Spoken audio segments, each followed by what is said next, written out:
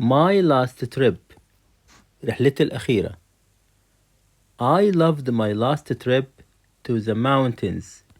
أنا حبيت رحلتي الأخيرة إلى الجبال. Weather was cold. الطقس كان برد.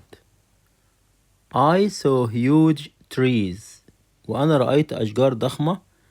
And the mountains were covered in snow. والجبال كانت مغطاة بالتلج. We walked on small path. وإحنا مشينا في ممرات صغيرة. And so many birds. ورأينا كثير من الطيور. It was quiet. إنه كان هادئ. And the views from the top. والمنظر من القمة were amazing. كان مدهش.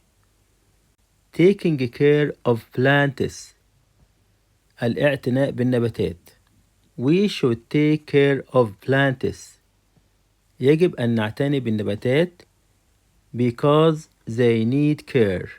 لأنهم يحتاجون الرعاية. They need sunlight. هم بيحتاجوا ضوء الشمس. Water الماء. And clean soil to grow strong. وتربة نظيفة لكي تنمو بقوة. We can plant trees and flowers. نحن نستطيع أن نزرع الأشجار والزهور. To make our world more beautiful. لكي نجعل عالمنا أكثر جمالا. If we care for plants. ولو احنا اعتنينا بالنباتات. Our planet will stay healthy. كوكبنا سوف يبقى بصحة. Life in the village. الحياة في القرية. I am أحمد. أنا أحمد. I live in a small village. أنا أعيش في قرية صغيرة. Life in a village. الحياة في القرية is simple and quiet. بسيطة وهادية. People farm the land. الناس بتزرع الأرض. Or raise animals. أو بتربي الحيوانات.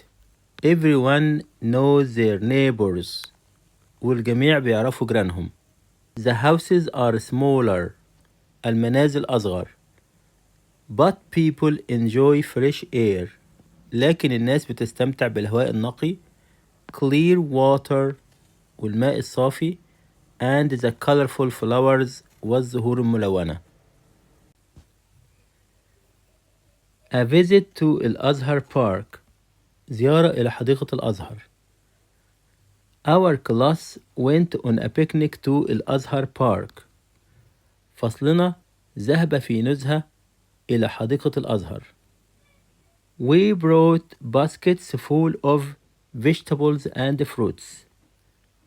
ونحن أحضرنا سلال مليئة بالخضروات والفاكهة. My teacher asked us. ومدرسنا طلب مننا to put juice in a cooler. أن نضع العصير في مبرد with ice. به تلج. After lunch. وبعد الغداء we packed some food. إحنا جهزنا بعض الطعام for neighbors in the neighborhood. للجيران في الحي. And give it to them. وأعطيناه إليهم with a big smile. بابتسامة كبيرة. Go green. كن صديقا للبيئة. We should use less paper. يجب أن نستخدم ورق أقل. And send emails. ونرسل إيميلات instead of paper letters. بدلا من الخطابات الورقية. It's a good idea to use tote bags. إنها فكرة جيدة أن تستخدم الحقائب القماش when shopping. عندما تتسوق. Plastic harms sea animals and nature. والبلاستيك بيؤذي الحيوانات البحرية والطبيعة. Let's all work together. هيا جميعا نعمل معا to keep our planet safe. لكي نحافظ على كوكبنا بأمان. A day at the river bank. يوم على ضفة النهر. I went on a trip with my dad.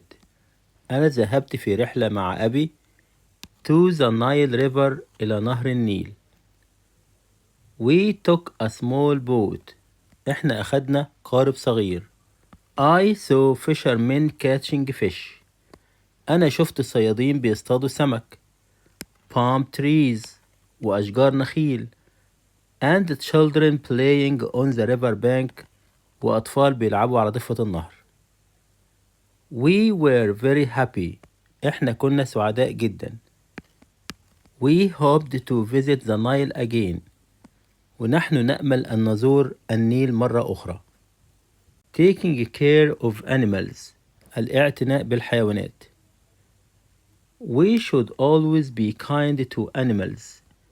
يجب دائما أن نكون طيبين مع الحيوانات.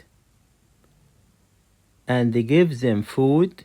ونعطيهم الطعام. Water. الماء. And a safe place to live. ومكان آمن لكي يعيشوا فيه. We must never hurt them. لا يجب أبدا أن نؤذيهم. Or scare them. أو نخيفهم. We shouldn't throw litter. لا يجب أن نلقي القمامة on the ground or in the river. على الأرض أو في النهر. Plastic harms wild animals. البلاستيك بيؤذي الحيوانات البرية and sea animals والحيوانات البحرية.